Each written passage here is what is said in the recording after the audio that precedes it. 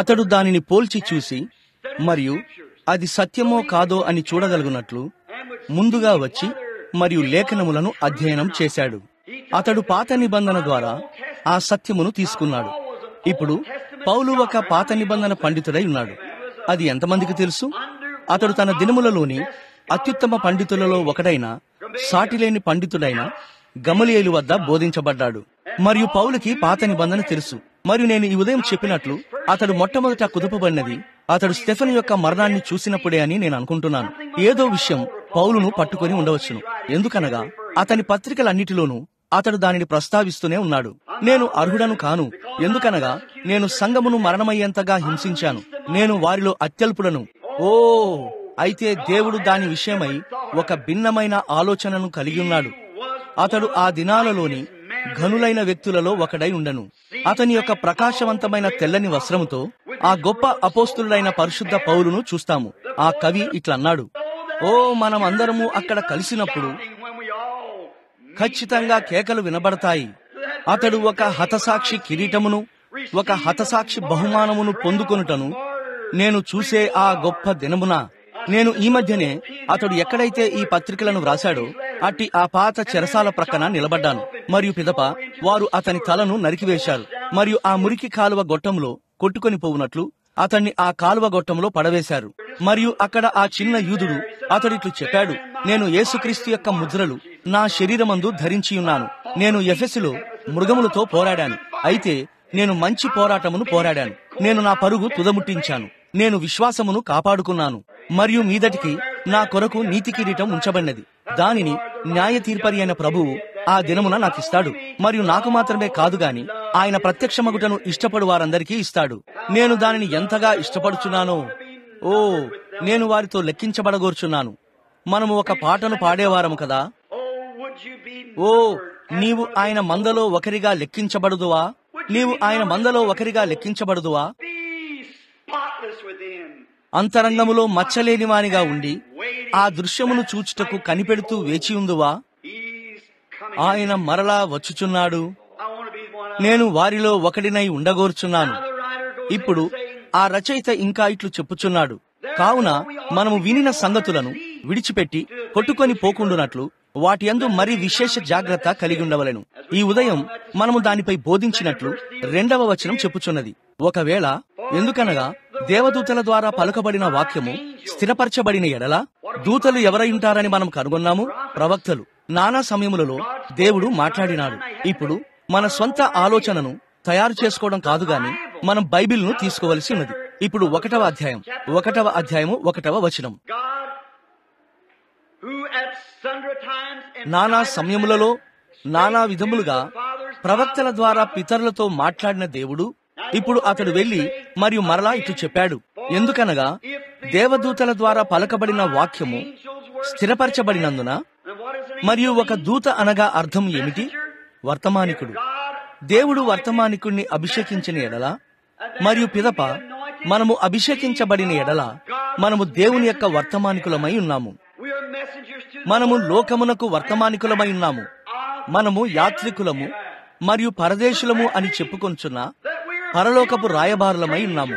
మనము ఈ లోక సంబంధులము కాము, కాని దేవుడు దేనికి నిర్మాణకుడు మరియు శిల్పి అయి ఉన్నాడు అటువంటి ఒక పట్టణం కొరకు మనం ఎదురు చూస్తున్నాము.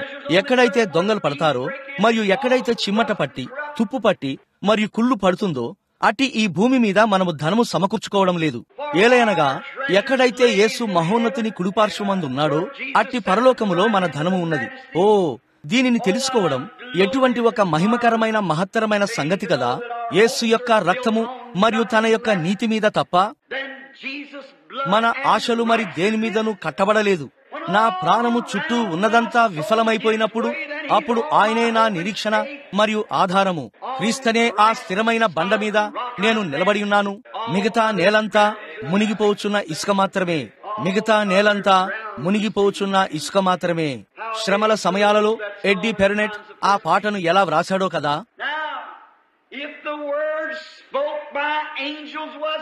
ఇప్పుడు దేవదూతల ద్వారా పలకబడిన వాక్యము స్థిరపరచబడినందున దేవుని యొక్క వర్తమానికుడు వాక్యమును పలికినప్పుడు అది నిలిచినది.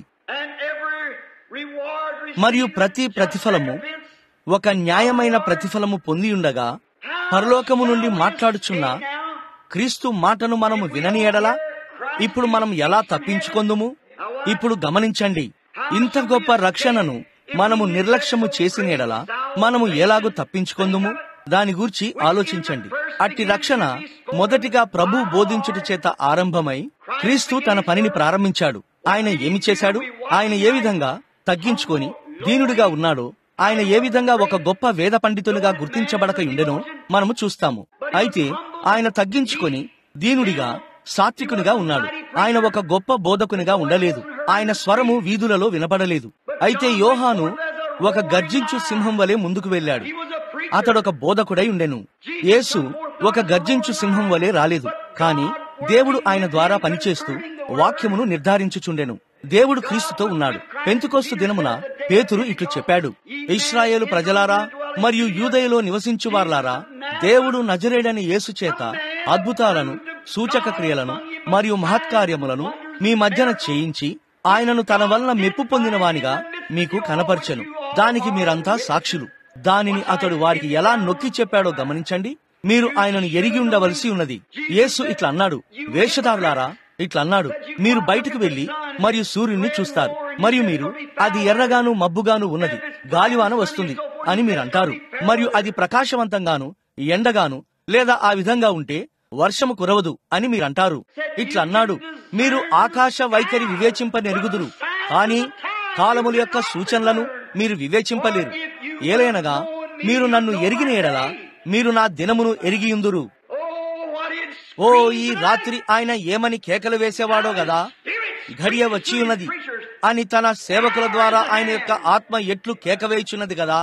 మనము వివేచిస్తాము, మనము అణుబాంబులను గమనిస్తాము. క్లార్క్ గేబుల్ యొక్క స్థానమును ఎవరు తీసుకుంటారని మరియు దీనిని దానిని లేదా వేరే దేనినైనా ఎవరు చేయబోతున్నారని లేదా ఎవరు వైస్ ప్రెసిడెంట్ అవుతారని మనకు తెలుసు. మనము వాటి యందు ఆసక్తి కలిగి ఉన్నాము, కానీ మనము కాలము యొక్క సూచనలను వివేచింపలేకున్నాము. మనము అంతమున ఉన్నాము. అది ఏమిటి? మనము వీటి యందు ఆసక్తి కలిగి ఉన్నాము. టెలివిజన్ లో తర్వాతి శీర్షిక ఏమిటి? సుజీ ఏమి చేయబోతుంది, లేదా ఆ స్త్రీ పేరు ఏమిటో అది, మరియు ఆర్థర్ గాడ్ఫ్రే ఎక్కడికి వెళ్తున్నాడు, ఈసారి అతడు ఏమి జోకు చెప్పనయ్యున్నాడు. మనము క్రైస్తవులుగా మనము జీవిస్తున్న కాలము యొక్క సూచనలను తెలుసుకోవడానికి ఎక్కడో ప్రార్థనలో ఉండి బైబిల్ను అధ్యయనం చేస్తూ ఉండడానికి బదులు మన మనస్సులను పూర్తిగా అటువంటి బుద్ధిహీనపు వాటితో నింపివేసుకుంటాము. అనేక సార్లు దానిని కలుగజేసేది ఏమిటంటే శ్రద్ధ వహించి సువార్త సత్యమును తీసుకురానటువంటి బలహీనమైన ప్రసంగ వేదికలే.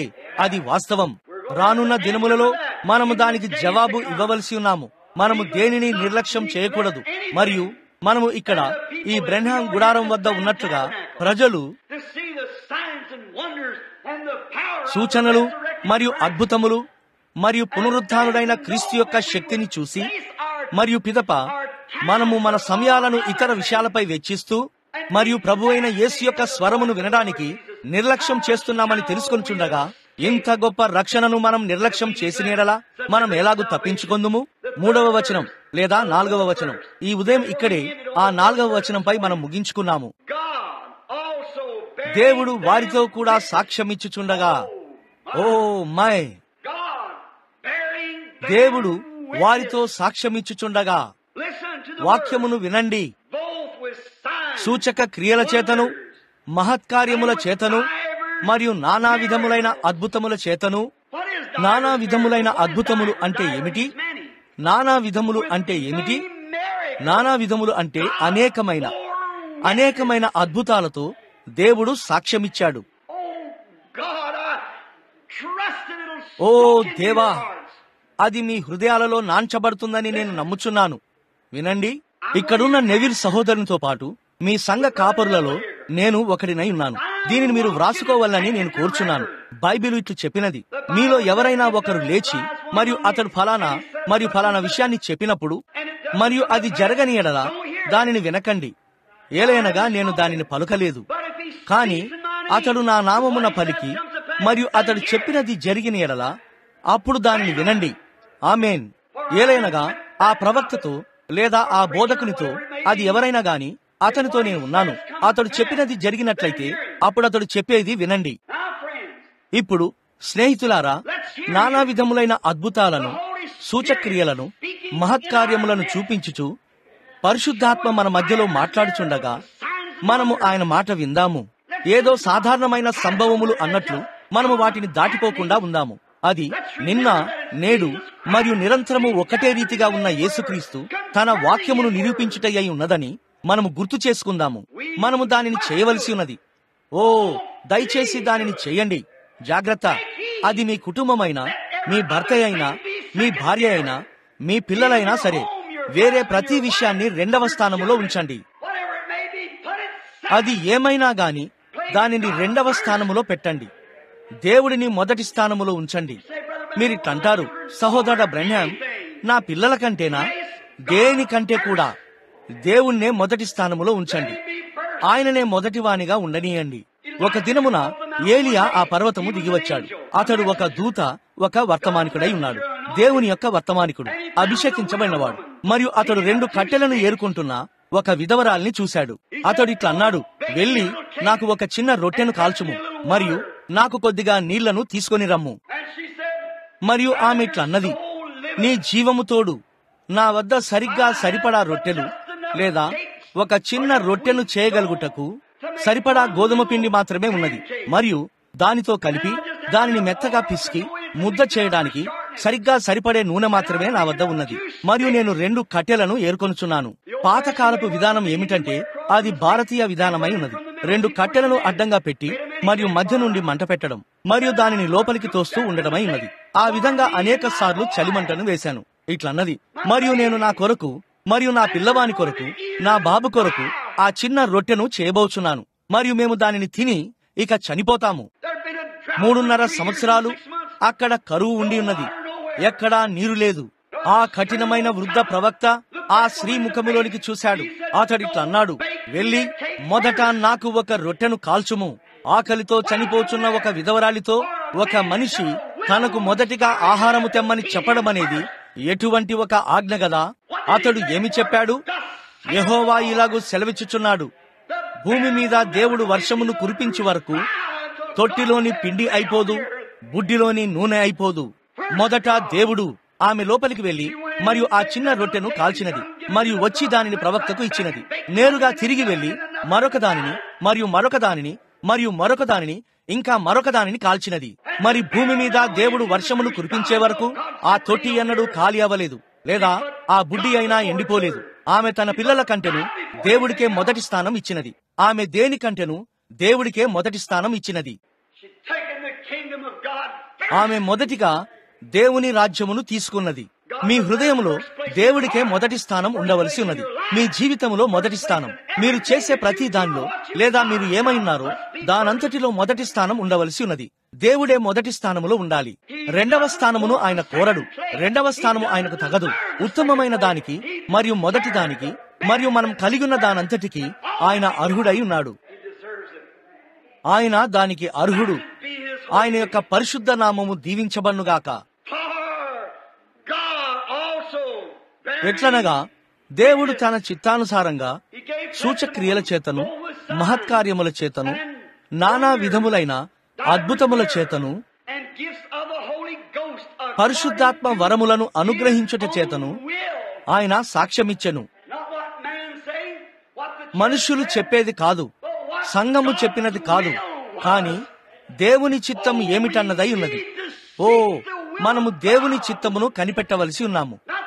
మీ పొరుగు వారి దయను కాదు, లేదా మీ పిల్లల దయను కాదు, మీ భర్త యొక్క దయను లేదా మీ భార్య యొక్క దయను కాదు. అయితే దేవుని యొక్క చిత్తమును కనుగొని మరియు మొదటిగా దానిని చేయండి. అప్పుడు ప్రతిదీ భార్య యొక్క ఇష్టము మరియు పిల్లల యొక్క ఇష్టము సరిగ్గా దానితో సరిపోవునట్లు మారతాయి. అయితే దేవుడికే మొదటి స్థానం ఇవ్వండి. ఇప్పుడు గమనించండి.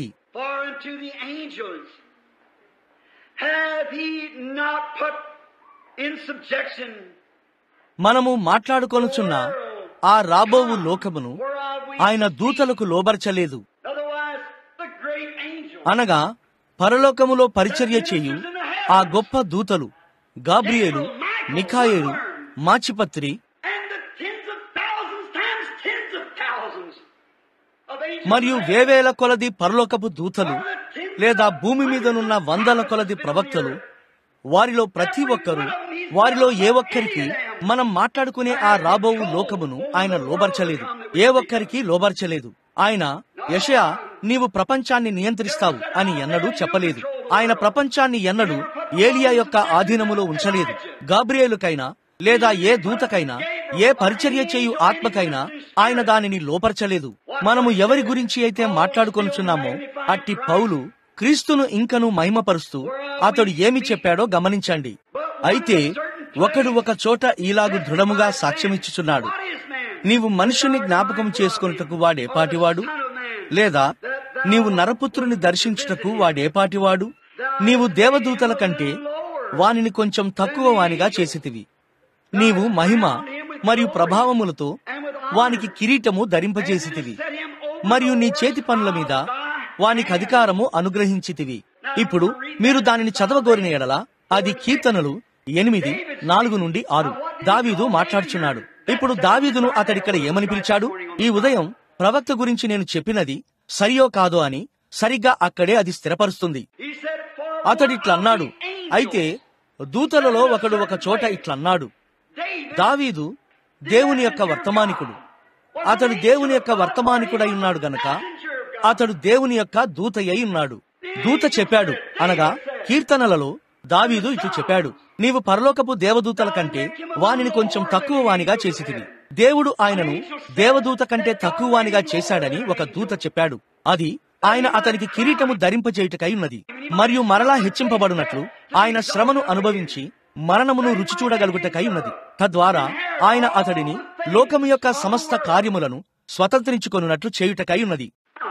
ఇప్పుడు మత్తయి 28:18 మనము వీటిని చదువుతాము. ఆయన సిలువ వేయబడి మరియు 3వ దినమున తిరిగి లేచిన తర్వాత ఆయన తన శిష్యులను కలిసి మరియు సర్వలోకమునకు వెళ్లి సర్వ సృష్టికి స్వార్థను ప్రకటించమని వారికి ఆజ్ఞ ఇచ్చాడు. ఆయన ఇట్లు చెప్పాడు, పరలోకమందు మరియు భూమి మీదను సర్వాధికారము నా చేతులకు అప్పగింపబడినది. పరలోకమందు సర్వాధికారము, భూమి మీదను సర్వాధికారము నాకు ఇవ్వబడినది. అదేమిటి? మానవుడు మరియు దేవుడు ఐక్యమయ్యారు. లోగాస్ శరీరధారిగా మార్చబడినాడు మరియు చంపబడ్డాడు, మరియు మనల్ని నీతిమంతులుగా చేయుటకు తిరిగి లేచాడు, మరియు పిదప ఎన్నటెన్నటికి అభిషేకించబడిన ఇమ్మానుయేలుగా ఉన్నాడు. దేవుడు తన నివాస స్థలమును ఆవరణ అంతరిక్షములలో ఉన్నట్టి ఒక సింహాసనము నుండి ఆయన కుమారుడైన యేసుక్రీస్తు యొక్క హృదయములోనికి మార్చాడు. ఎన్నటెన్నటికి జీవించుచు మరియు పరిపాలించున్నట్లు చేశాడు. దేవుడు క్రీస్తులో ఉండి ఉన్నాడు. ఆయనే ఆత్మ యొక్క చివరి నివాస స్థలమై ఉన్నాడు. ఒకానొక దినమున డేరా క్రింద ఆత్మ ఒక గుడారములో నివసించాడు. అది మీకు తెలిసే ఉన్నది. మరియు సొలొమోను ఆయనకు ఒక మందిరమును కట్టాడు. మరి అయినప్పటికీ సర్వోన్నతుడు హస్తకృతాలయములలో నివసింపడు. అయితే నీవు నాకొక శరీరమును అమర్చితివి. అపోస్తుల కార్యముల గ్రంథములో 7వ అధ్యాయములో అతడు మాట్లాడుచున్నప్పుడు అతడికి చెప్పాడు, వారందరూ ముందుగానే దానిని చూశారు. వారు ఆయన కొరకు గుడారమును కట్టారు. మోషే అట్లు చేశాడు. గుడారమును కట్టి మరియు దానిలో మందసమును పెట్టాడు. ఏలనగా దేవుడు కరుణాపీఠం మీద ఉన్నాడు. ఆయన అక్కడ నివసించలేదు. సరి పిదప నీవు నాకొక శరీరమును అమర్చితివి. ప్రభువైన యేసుక్రీస్తు యొక్క శరీరము మరణమును రుచి చూచున్నట్లు దేవదూతల కంటే తక్కువ వానిగా చేయబడ్డాడు. మరియు ఆయన ఎవరో కాదు గాని మహోన్నతుడైన క్రీస్తే, సమాధాన అధిపతి, రాజులకు రాజు, ప్రభువులకు ప్రభువు, విశ్వములోని ప్రతి నక్షత్రమును సృష్టించినట్టి సృష్టికర్తయే. ఓ దేవా, మానవుడిని, గృహములేని సహాయములేని మానవుడిని విమోచించి మరియు పరలోకమందు అతనికి గృహమునిచ్చుటకు ఆయన తన సృష్టి కంటే తక్కువ వానిగా మారాడు. ఆయన పరలోకపు మహిమలను విడిచిపెట్టాడు. పిలువబడగల అత్యంత ఉన్నతమైన నామమును ఆయన విడిచిపెట్టాడు. మరియు ఆయన భూమి మీద ఉన్నప్పుడు వారు ఆయనకు పెట్టగలిగినట్టి అత్యంత నీచమైన పేరును మానవులు ఆయనకు పెట్టారు. ఇట్లన్నారు, అసలు ముందుగానే అతడు అక్రమంగా పుట్టిన బిడ్డ అయి ఉన్నాడు. ఒక పశువుల తొట్టిలో పుట్టి ఒక ఎద్దు యొక్క నాగలి మీద నుండి తీయబడినట్టి చినిగిపోయిన గుడ్డలతో చుట్టబడి ఉన్నాడు. వెల్లుటకు ఏ చోటు లేకుండెను, వెల్లుటకు ఏ గృహమును లేకుండెను. మరియు దయ్యములకు అధిపతి అయిన బయల్జెబుబు అని పిలువబడ్డాడు. ఆయనను బాధించారు, ఆయనపై ఉమ్మివేశారు, ఆయనను ఎగతాళి చేశారు. ఆయన తృణీకరించబడ్డాడు మరియు అత్యంత అల్పమైన గోతులలోనికి వెళ్లి మరియు అత్యంత నీచమైన వేశ్యల వరకు వంగాడు. మానవుడు ఆయనకు చేసింది అదే. అయితే దేవుడు ఆయనను ఎంతో పైకి లేపాడు. ఎంతగా అంటే ఆకాశమును చూచుటకు ఆయన క్రిందకు చూడవలసి ఉన్నది. మనుష్యుడు ఆయనకు అతి తక్కువైన స్థానమును ఇచ్చాడు. అత్యంత నీచమైన స్థలమును, అత్యంత నీచమైన నామమును ఇచ్చాడు. దేవుడు ఆయనను లేపి మరియు ఆయనకు అత్యంత ఉన్నతమైన స్థానమును మరియు అత్యంత ఉన్నతమైన నామమును ఇచ్చాడు. మనుష్యుడు దేవుని కుమారునితో చేసిన దానికి మరియు దేవుడు దేవుని కుమారునితో చేసిన దానికి వ్యత్యాసము అదే. మనము హెచ్చింపబడినట్లు ఆయన క్రిందకు వంగాడు. ఆయన యొక్క కృప ద్వారా మనము ఆయన వలె మారునట్లు ఆయన మన వలె మారాడు. మనము ఒక గృహమును కలిగి ఉండునట్లు ఆయన గృహము లేని వారి యొద్దకు వచ్చి మరియు స్వయంగా ఆయనే గృహము లేనివాడిగా మారాడు. మనము స్వస్థపరచబడినట్లు ఆయన రోగుల యొద్దకు వచ్చి మరియు స్వయంగా తానే వ్యాధిగ్రస్తునిగా చేయబడ్డాడు. మనము రక్షించబడినట్లు ఆయన పాపి యొద్దకు వచ్చి మరియు స్వయంగా తానే పాపముగా చేయబడ్డాడు. ఆయన హెచ్చింపబడుటలో ఎటువంటి ఆశ్చర్యము లేదు. ఈ రాత్రి ఆయన ఏమై ఉన్నాడో ఆయన అదే అయి ఉండుటలో ఎటువంటి ఆశ్చర్యము లేదు. దేవుడు ఆయనను హెచ్చించాడు మరియు పరలోకమందును భూమి మీదను సర్వాధికారము ఆయనకు ఇవ్వబడినది. ఇక్కడ భూమి మీద ఆయన యొక్క భూ సంబంధమైన పని ముగించబడినప్పుడు ఆయన భూమి మీదకి వచ్చాడు. మరి ఆయన వచ్చిన వెంటనే ఆయన దేవుని కుమారుడని ఉదయ నక్షత్రం ప్రకటించినది. ఆయనకు ఎదురుపడిన ప్రతి దయ్యమును ఆయన కుదిపివేశాడు. దేవుని నామమునకు స్తుతి కలుగునుగాక. ఆయన సన్నిధిలో దయ్యములు భయపడి వణుకుచు దయ కొరకు వేడుకున్నవి. అవునయ్యా, ఆయన ఎవరో పాతాళమంతయు ఎరిగి ఉన్నది. దీనముగా నడిచాడు. వర్షము కురీచున్న ఒక రాత్రివేళ తన తలను వాల్చుకొనుటకైనా ఆయనకు చోటు లేకుండెను. ఆయన సృష్టించిన జంతువులకే ఆకాశ పక్షులకు గూళ్ళున్నవి, నక్కలకు బొరియలున్నవి. కాని మనుష్య కుమారునికి ఆశీర్వాదకరమైన తన తలను వాల్చుకొనుటకు స్థలము లేదు. నిశ్చయముగా ఆయన అదే అయ్యున్నాడు. ఆయన పాపముగా మారాడు, తక్కువవానిగా మరియు విడిచిపెట్టబడిన వానిగా మారాడు. అయితే దయ్యములు మాత్రం ఆయన ఎవరో ఎరిగి ఉన్నవి. అవి కనికరము కొరకు ప్రాధేయపడినవి. అవి ఇట్లన్నవి, మా కాలము రాకమునుపే మమ్మల్ని బాధించుటకు నీవెందుకు వచ్చితివి? మరియు ఆ బోధకులు ఆయనను బయల్జెబుబు, సోదె చెప్పువాడు అని పిలుచుచుండగా దయ్యములు ఆయనను జీవము గల దేవుని కుమారుడు అని పిలుచుచు మరియు కనికరము కొరకు వేడుకొనుచున్నవి. ఓ, మనమిక్కడ ఏ విధంగా ఒక్క క్షణము ఆగవచ్చునో. అసలు నీవు ఎవరవు? నీవు కలిగి ఉన్న ఆ ఉద్యోగం ఏపాటిది? లేదా మనము కలిగి ఉన్న ఆ చిన్న ఇల్లు ఏపాటిది? మనము కలిగి ఉన్న కారు ఏపాటిది? అందమైన చిన్న అమ్మాయి, పొగరుగల చిన్నదానా? ఇప్పుడు నీవు కలిగి ఉన్న ఆ రూపము ఏపాటిది? మెరైచున్న మృదువైన జుట్టుతో నిఠారైన భుజములతోనున్న యవన పురుషులారా, ఏదో ఒక రోజు వయస్సుతో మీరు వంచబడినప్పుడు మీరు క్రిందకు వంగిపోతారు. అయితే ప్రభువు స్తుతించబడుగాక. తిరిగి జన్మించిన ఒక అంతరాత్మను మీరు కలిగి ఉన్నారు. మీరు ఎన్నటెన్నటికీ జీవిస్తారు. ఎందుకనగా ఆయన కృప ద్వారా మీరు ఆయన వలె మారునట్లు ఆయన మీ వలె మారాడు మరియు మీకు ఒక స్థానమును కల్పించాడు. ఓ, ఒక జత బట్టలను కలిగి ఉన్నామని మరియు గృహములో కొన్ని సరుకులను కలిగి ఉన్నామని అనుకునే మనము ఏ పాటివారము? ఒక్క క్షణములో దేవుడు దానిని తీసుకోగలడు. మీ శ్వాసనే ఆయన చేతుల్లో ఉన్నది. మరియు రోగులను స్వస్థపరచుటకు, ప్రకటించి మరియు తెలియజెప్పుటకు మరియు జరగబో వాటిని చెప్పుటకు ఆయన మన మధ్యన ఉన్నాడు. మరియు అవి ప్రతిసారి పరిపూర్ణముగా ఉన్నవి. మరియు మన మధ్యన చనిపోయిన ఒక చిన్న చేపకు తిరిగి దానికి దాని జీవమునిచ్చేంత శ్రద్ధ కలిగి ఉన్నాడు. యెహోవా మన చుట్టూ ఉన్నాడు. యెహోవా మనలో ఉన్నాడు. ఆ గొప్ప బలిష్ఠుడైన ఉన్నవాడు. ఆయన మరణించినప్పుడు వారు ఆయనను పట్టుకున్నారని అనుకున్నారు. ఆయన పాతాళమునకు దిగి వెళ్ళాడు. ఆయన సిలువ వేయబడిన ఆ దినమున ఆయన భూమిని విడిచిపెట్టినప్పుడు నశించిపోవారుండు చోటుకు ఆయన వెళ్ళాడు. బైబిల్ గ్రంథం ఇట్లు చెప్పినది, దీర్ఘశాంతపు సమయములో నోవాహు దినములలో పశ్చాత్తాపపడని వారి యొద్దకు, అనగా చెరలో ఉన్న ఆత్మల యొద్దకు ఆయన వెళ్లి ప్రకటించాడు. ఆయన మరణించి మరియు తన ఆత్మ తనను విడిచిపెట్టినప్పుడు ఆయన మరలా లోగాస్ అయ్యాడు. నేను చూస్తున్నాను. ఆయన ఇట్లన్నాడు, నేను దేవుని యొద్ద నుండి వచ్చి తిని నేను తిరిగి దేవుని యొద్దకు వెళ్ళుదును. మరియు దేవుడు అరణ్యములో పిల్లలను నడిపించినట్టి ఆ అగ్నిస్తంభమై ఉన్నాడు. మరియు ఆయన ఇక్కడ భూమి మీద ఉండి మరియు ఆయన మరణించినప్పుడు ఆయన మరలా తిరిగి ఆ వెలుగుగా మారాడు. పౌలు ఆయనను చూశాడు మరియు ఆయన ఒక వెలుగుగా ఉన్నాడు. ఆ మిగతా వారెవరూ ఆయనను చూడలేదు. పౌలు పడిపోవడాన్ని వారు చూశారు. ఏదో అతన్ని తాకినది మరియు అది ఒక వెలుగై ఉన్నది. పౌలు ఇట్లన్నాడు, నేను హింసించుచున్నది ఎవరిని? ఆయన ఇట్లన్నాడు, సౌలా సౌలా, నీవేళ నన్ను హింసించుచున్నావు? అందుకిట్లన్నాడు, అది ఎవరు? ఆయన ఇట్లు చెప్పాడు, నీవు హింసించుచున్న యేసును, మరియు మునికోరలకు ఎదురు తన్నుట నీకు కష్టము. అప్పుడు అతడు వెళ్లి మరియు ఆ వెలుగును గూర్చి ధ్యానించాడు. పౌలు ఆ వెలుగేమిటో కనుగొనుటకు బైబిల్ గ్రంథములో గతములోనికి వెళ్ళాడు మరియు అతడు ఈ పత్రికను వ్రాశాడు. ఆయన అదే యెహోవాయై ఉన్నాడు. అదే వెలుగు అరణ్యములో ఇశ్రాయేలు పిల్లలతో ఉండి ఉన్నది. మరియు పేతురు చెరసాల్లో ఉన్నప్పుడు లోపలికి వచ్చి మరియు ద్వారములను తెరిచిన ఆ వెలుగు ఆయనే. మరియు ఆయన కృప ద్వారా ఎవరునూ ఎటువంటి సాకు కలిగి ఉండకుండానట్లు చేశాడు. వారు ఆ చదువులేని వర్తమానికులను మర్చిపోయి మరియు విషయం వర్తమానికుడు కాదు గాని అది వర్తమానమై ఉన్నదని గుర్తించుకొని ఉంటే చాలు. ఒక అగ్నిస్తంభము రూపములో ఆయన మన వద్దకు మరలా దిగివచ్చాడు మరియు ఆయన తన యొక్క అవే ఆశ్చర్య కార్యాలు మరియు సూచనలతో కదలాడుచున్నాడు.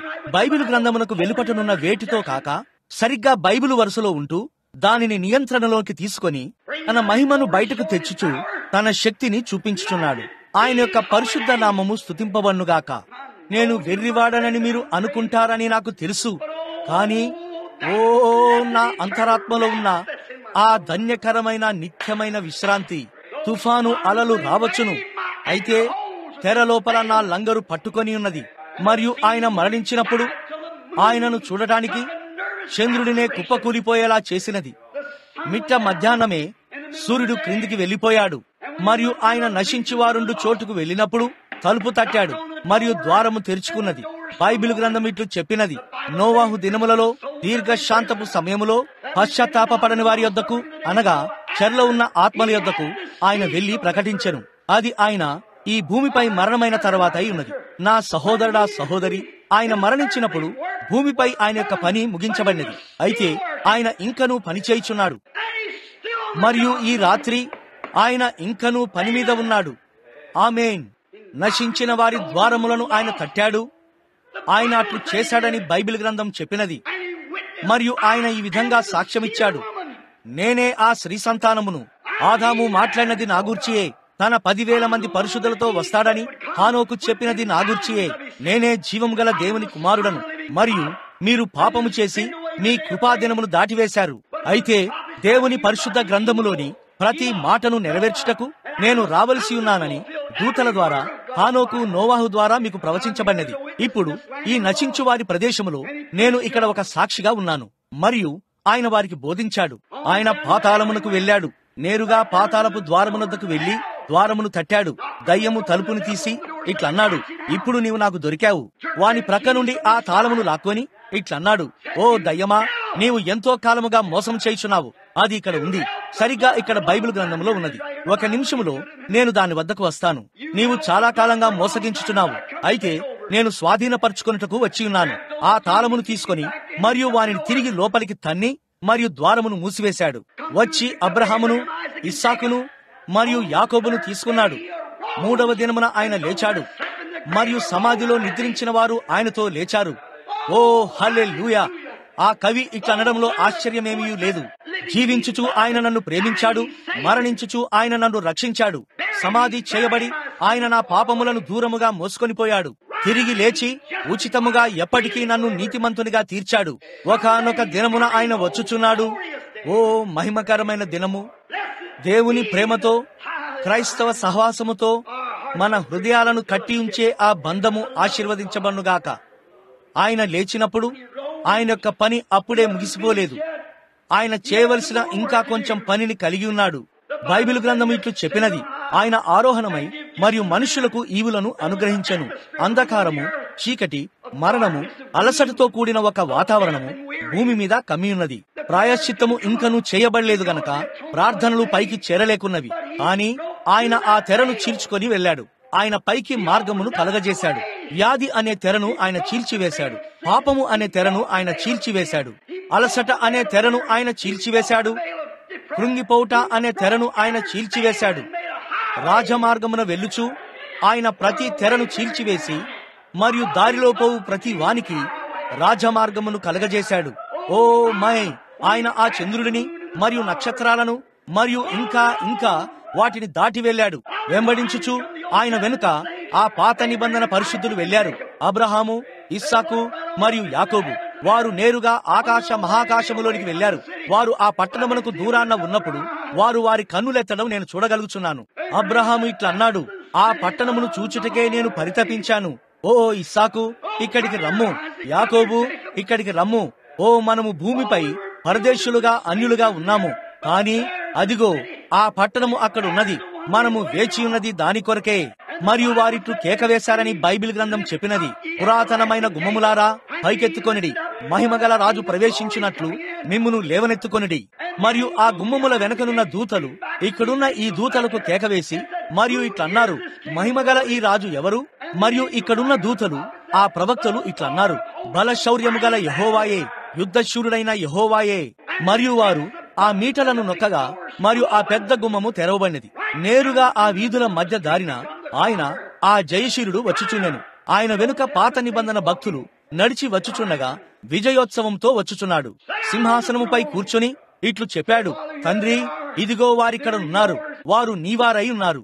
ఆయన ఇట్లా అన్నాడు, నేను నీ శత్రువులనందరినీ నీ పాదపీఠముగా చేయి వరకు ఇక్కడికి ఎక్కి వచ్చి కూర్చొనుము. మనం చదువుచుండగా మనం ఇక్కడ లేఖనములో దానిని కనుగొంటాము. అది సరియే. వినండి, ఇప్పుడు మనము ఈ 8వ వచనములో ఉన్నాము. పిదప ఆయన సమస్త కార్యములను వాని పాదముల క్రింద ఉంచెను. ఏలైనగా ఆయన సమస్త కార్యములను అతని పాదముల క్రింద ఉంచెను. అతనికి లోపరచకుండా దేనిని ఆయన విడిచిపెట్టలేదు. అయితే ప్రస్తుతం సమస్తమును అతనికి లోబర్చబడుటను మనము చూచుటలేదు. అది మరణమై ఉన్నది. మరణము లోబర్చబడుటను మనం ఇంకా చూడలేదు. ఎందుకనగా మనం ఇంకను మరణించుచున్నాము. మనము మరణమును చూస్తున్నాము. అయితే 9వ వచనం, కాని మనము యేసును చూస్తున్నాము. ఆమేన్. వినండి, మనము యేసుని చూచుచున్నాము. దేవుని కృప వలన ఆయన ప్రతి మనుషుని కొరకు మరణము అనుభవించున్నట్లు దూతల కంటే కొంచెం తక్కువ వాడిగా చేయబడిన యేసు మరణము పొందినందున మహిమా ప్రభావములతో కిరీటము ధరించిన వానిగా ఆయనను చూచుచున్నాము. ఆయన ఎందుకని దూతల కంటే తక్కువ వానిగా చేయబడ్డాడు? తద్వారా ఆయన మరణమును రుచి చూచుటకై ఉన్నది. ఆయన మరణించవలసి ఉన్నాడు. ఆయన మరణించుటకు రావలసి వచ్చినది. స్నేహితుడా, ఇటు చూడు, దీనిని ఎన్నడూ మర్చిపోకు. యేసు నడుచుకుంటూ ఆ కొండను ఎక్కుచున్నప్పుడు మరణము ఆయన తల చుట్టూ జుంకారము చేయుచున్నది. మనము మన దృశ్యాన్ని యెరూషలేమునకు 2000 సంవత్సరాల క్రితమునకు తీసుకువెళ్దాము. మరియు మీరు దానిని ఎలా త్రోసివేయగలరు? వీధిలో నుండి ఒక శబ్దం రావడాన్ని నేను వింటున్నాను. అదేమిటి? అది ఏదో తగులుకుంటూ వెళ్తున్న శబ్దము. అది దమస్కు గుమ్మముల నుండి పదునైన రాళ్లకు తగులుకుంటూ ఆ కరుకైన శిలువ వచ్చుటయ్యి ఉన్నది. ఆ పెద్ద పదునైన రాళ్లు ఇంకను అక్కడ ఉన్నాయి. ఆ పెద్ద పదునైన రాళ్ల మీద తగులుకుంటూ వెళ్ళుచున్నది. దబ్ దబ్ అని వెళ్ళుచున్నది. ఆ రక్తము వీధిలో చిమ్మి పడుటను నేను చూస్తున్నాను. అది ఏమిటి? అది ఏ కీడు చేయనటువంటి ఒక మనుష్యుడై ఉన్నాడు. మేలు తప్ప మరేదియూ చేయనివాడు. ప్రజలు గుడ్డివారై ఉన్నారు. వారు ఆయనను ఎరిగి ఉండలేదు. వారు ఆయనను గుర్తించలేదు. మీరిట్టనవచ్చు, గుడ్డివారా? వారు వారి దృష్టిని కలిగి ఉండగలరా? మీరు దృష్టిని కలిగి ఉండి కూడా గుడ్డివారు అవ్వగలరు. మీరు దానిని నమ్ముతారా? బైబిలు ఆ విధంగా చెప్పినది. దోతాను వద్ద ఎలీషా గుర్తున్నాడా? అతడు అక్కడికి వెళ్లి మరియు ప్రజలను గ్రుడ్డితనముతో మొత్తి ఇట్లన్నాడు, ఇప్పుడు నన్ను వెంబడించండి. వారు అతని పట్ల గ్రుడ్డివారయ్యారు. మరియు ఈ రాత్రి ప్రజలు గ్రుడ్డివారై ఉన్నారు. దైవిక స్వస్థతను నమ్మని ఒక ఫలానా సంగపువాడు ఒకసారి నా వద్దకు వచ్చి మరియు ఇట్లన్నాడు, నన్ను గ్రుడ్డివానిగా మొత్తు, నన్ను గ్రుడ్డివానిగా మొత్తు. అది సహోదరుడు రైట్ యొక్క ఇంటి వద్ద జరిగినది. ఇట్లన్నాడు, నన్ను గ్రుడ్డివానిగా మొత్తు. ఇట్లన్నాడు, ఒకసారి పౌలు ఒకడిని గ్రుడ్డివానిగా మొత్తాడు గదా. ఇట్లన్నాడు, నన్ను కూడా గ్రుడ్డివానిగా మొత్తు. నేనిట్లన్నాను, స్నేహితుడా, దయ్యము ఇదివరకే దాన్ని చేసినది. నీవు ఇదివరకే గ్రుడ్డివానిగా ఉన్నావు. నిశ్చయంగా నీవు గ్రుడ్డివాడవై ఉన్నావు. అతడిట్లన్నాడు, ఈ చిన్నమ్మాయిని స్వస్థపరచు, అప్పుడు నేను నిన్ను నమ్ముతాను. నేనిట్లన్నాను, ఆ పాపిని రక్షించు, మరప్పుడు నేను నిన్ను నమ్ముతాను. నిశ్చయంగా. ఓ, అతడిట్లన్నాడు, అతడు దానిని నమ్మవలసినది. నేనిట్లన్నాను, ఇక్కడ కూడా అదే విషయం. అది దేవుని యొక్క దివ్యమైన కృప ద్వారా రావలసి ఉన్నది. దయ్యము, ఈ లోకపు దేవుడు ప్రజల యొక్క నేత్రములకు గ్రుడ్డితనము కలగజేశాడు. వారికి కన్నులు ఉన్నవి కాని వారు కానలేరు అని బైబిల్ చెప్పినది. ఇక్కడ ఆయన దారి పొడుగున రక్తసిక్తపు అడుగుజాడలు ఈడవబడుచుండగా ఆ వీధి గుండా వెళ్లుచున్నాడు. మరణమనే ఆ కందిరిగా ఆయనను కుట్టుచున్నది. కేవలం ఇంకొంచెం సమయమైతే ఇక నేను నిన్ను పట్టుకుంటాను అని జుంకారము చేయుచున్నది. ఆయన బలహీనమగుచు నీళ్ల కొరకు దప్పిగొనుచున్నాడు. ఒకసారి నేను తుపాకీతో పేల్చబడ్డాను. ఇక్కడే పొలములో పడి ఉన్నాను. నా నుండి రక్తము స్రవిస్తూ ఉన్నది. నేను నీళ్ల కోసం కేకలు వేశాను. మరియు నా స్నేహితుడు పరిగెత్తి తన టోపీని తీసి నీళ్లలో ముంచాడు. పురుగులు పట్టిన మురికి నీళ్ళై ఉన్నవి. తిరిగి వచ్చాడు మరియు నా నోరు తెరిచే ఉంచాను. అతడు దాన్ని పిండాడు. ఎందుకనగా ఒక తుపాకీతో నేను ఎక్కడైతే ముక్కలుగా పేల్చబడ్డానో అక్కడి నుండి రక్తము ఒక ఊటలాగా చిమ్ముచున్నది. దప్పిగొనుచున్నాను. ఆ పగలంతా రక్తము చెందిన తర్వాత నా ప్రభువు ఎటువంటి పరిస్థితి గుండా వెళ్లాడో అప్పుడు నాకు అర్థమైంది. 9 గంటల నుండి సాయంత్రము 3 గంటల వరకు ఆ రక్తమంతటినీ కోల్పోచున్నాడు. నేను ఆయన వస్త్రాన్ని చూస్తున్నాను. మొదటిగా దానిపై చిన్న చిన్న మరకలుగా పడినవి మరియు ఆ మరకలన్నీ పెద్దవిగా అవ్వడం మొదలై మరియు కలిసిపోయి ఒక పెద్ద రక్తపు మచ్చగా తయారైనది. ఆయన నడుస్తుండగా ఆయన కాలు మీద కొట్టుచున్నారు. అది ఇమ్మానుయేలు రక్తమై ఉన్నది. ఓ, భూమి దానికి యోగ్యమైనది కాదు. అయితే ఆయన పైకి వెళ్ళుచుండగా ఈ కందిరీగా చుట్టూ తిరుగుతూ ఆయనను కుట్టుచున్నది. అది ఏమి చేసినది? అది చివరికి ఆయనను కుట్టినది. కాని సహోదరుడా, ఒక పురుగు లేదా ఒక కందిరీగా అది మిమ్మల్ని ఒకసారి కుట్టిందంటే ఇక ఆ కుట్టడం అనేది ఉండదని ఎవరికైనా తెలుసు. అది ఇక ఎంత మాత్రము కుట్టలేదు. ఎందుకనగా అది వెళ్ళేటప్పుడు దాని ముళ్ళు బయటకు లాగబడుతుంది. ఆ కారణము చేతనే దేవుడు శరీరము దాల్చవలసి వచ్చినది. ఆయన ఆ మరణపు ముళ్ళును తన శరీరములోనికి తీసుకున్నాడు మరియు మరణము నుండి ఆ ముళ్ళును బయటకు లాగాడు. ప్రభువు నామము స్తుతించబడుగాక. మరణము రాగాలు తీస్తూ మరియు కుట్టవచ్చు, కానీ అది మిమ్మల్ని బాధించలేదు. తన చుట్టూ ఆ కందిరీగ జుంకారం చేయుటను పౌలు అనుభూతి చెందినప్పుడు మరణము నేరుగా మీదికి వచ్చుచున్నది. అతడిట్లా అన్నాడు, ఓ మరణమా, నీ ముల్లెక్కడా? అది ఎక్కడైతే ఇమ్మానుయేలు యొక్క శరీరములో విడిచిపెట్టబడినదో ఆ కల్వరి వైపు అతను చూపించగలిగాడు. నీ విజయమెక్కడా? అయితే మన ప్రభు అయిన యేసుక్రీస్తు మూలముగా మనకు జయము అనుగ్రహించుచున్న దేవునికి స్తోత్రము కలుగునుగాక. అవునండి, మనము సమస్తమును చూచుటలేదు. అయితే దూతల కంటే కొంచెము తక్కువ వాడుగా చేయబడిన యేసు మరణము పొందినందున ఎవని నిమిత్తము సమస్తమును ఉన్నవో, ఎవని వల్ల మనకు సమస్తమును కలుగుచున్నవో అనేకులైన కుమారులను మరియు మన రక్షణకర్తను శ్రమల ద్వారా సంపూర్ణునిగా చేయుట ఆయనకు తగును. ఆయన మన రక్షణకర్త అగుటకు ఒకే ఒక్క మార్గమేదనగా ఆయన శ్రమపడవలసి ఉండెను. ఇప్పుడిక్కడ ఈ అద్భుతమైన మాటలను వినండి. ఇప్పుడు వినండి. పరిశుద్ధ పరచువారికిని మరియు పరిశుద్ధ పరచబడువారికిని అందరికీ ఒక్కటే మూలము. ఓ, ద్రాక్షవల్లిని మరియు ఆ తీగలను మీరు అక్కడ చూడటం లేదా? అంతా ఒకటే. ఈ హేతువు చేతను సహోదరుడని పిలువబడుటకు ఆయన సిగ్గుపడలేదు. చూశారా? ఎందువల్ల? ఆ తరువాతి వచనమును వినండి. నీ నామమును నా సహోదరులకు ప్రచురపరుతును, సమాజము మధ్య నీ కీర్తిని గానము చేతును అనెను. మరియు మరలా నేనాయనను నమ్ముకొని ఉందును, మరియు ఇదిగో నేనును నీవు నాకిచ్చిన పిల్లలను అని చెప్పుచున్నాడు.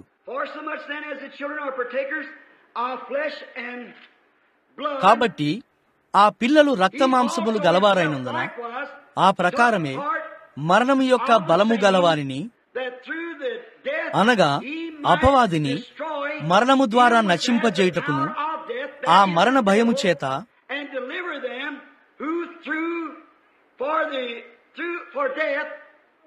ఎల్లప్పుడూ దాస్యమునకు లోబడిన వారిని విడిపించుటకును ఆయన కూడా రక్తమాంసములలో పాలివాడాయను. మనుష్యుడు ఎల్లప్పుడూ మరణమునకు భయపడుతుంటాడు. మరణమును తన మీదకు తీసుకొంటకు క్రీస్తు పాపముగా మారి తక్కువ వాడుగా చేయబడినాడు. మరియు మన సహోదరుడు అని పిలువబడుటకు ఆయన సిగ్గుపడలేదు. ఏలయనగా సరిగ్గా మనము శోధించబడినట్లే ఆయన కూడా శోధించబడెను. మరియు ఆయన ఒక సరైన విజ్ఞాపనకర్తగా ఉండగలడు. ఎందుకనగా మీరు ఎదుర్కొనే అదే రకమైన శోధనను ఆయన ఎదుర్కొన్నాడు. మరియు మీ అంతట మీరు దానిని తీసుకోలేరని ఎరిగియుండి ఆయన మీ స్థానమును తీసుకున్నాడు. కావున సహోదరుడా, సహోదరి, మీరు దానిని చూడటం లేదా? విషయమంతా కృపయే. అదంతయు కృపయే అయి ఉన్నది. ఎలాగైనా అది మీరు చేసేది కాదు. అది ఆయన ఇదివరకే మీ కొరకు చేసినదై ఉన్నది. ఇప్పుడు మీరు మీ రక్షణకు అర్హులగునట్లు ఒక్క కార్యమును కూడా చేయలేరు. మీ రక్షణ ఒక వరమై ఉన్నది. మీరు నీతిమంతులగునట్లు క్రీస్తు పాపముగా మారాడు. మరియు ఆయన మన రక్షణకు సరైన నాయకుడై ఉన్నాడు. ఎందుకనగా సరిగ్గా మనము శ్రమనొందినట్లే ఆయన శ్రమనొందాడు. సరిగ్గా మనము శోధించబడినట్లే ఆయన శోధించబడ్డాడు. మరియు ఆయన మన సహోదరుడు అని పిలువబడుటకు సిగ్గుపడలేదు. ఎందుకనగా మనము ఎటువంటి పరిస్థితి గుండా వెళ్తామో ఆయనకు తెలుసు. ఓ, ఆయన నామము స్తుతింపబడునుగాక. ఏలయనగా ఆయన ఎంత మాత్రమును దేవదూతల స్వభావమును ధరించుకొనక అబ్రహాము సంతాన స్వభావమును ధరించుకొని ఉన్నాడు. ఓ మై, ఆయన ఒక దేవదూతలాగా మారలేదు. ఆయన అబ్రహాము యొక్క సంతానముగా మారాడు. మరియు మనము క్రీస్తులో మృతి నొందిన వారమై అబ్రహాము యొక్క సంతానముగా మారి మరియు వాగ్దాన ప్రకారంగా వారసులమై ఉన్నాము. చూశారా, ఆయన ఒక దేవదూత రూపముని ఎన్నడూ తీసుకోలేదు. ఆయన ఎన్నడూ ఒక దేవదూతలాగా మారలేదు.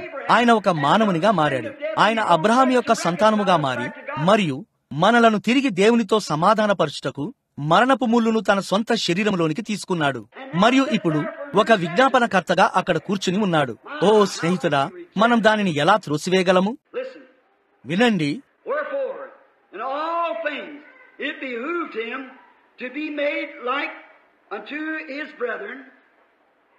కావున ప్రజల పాపములకు పరిహారము కలగజేయుటకై దేవుని సంబంధమైన కార్యములలో కనికరమును నమ్మకమును గల ప్రధాన యాజకుడగు నిమిత్తము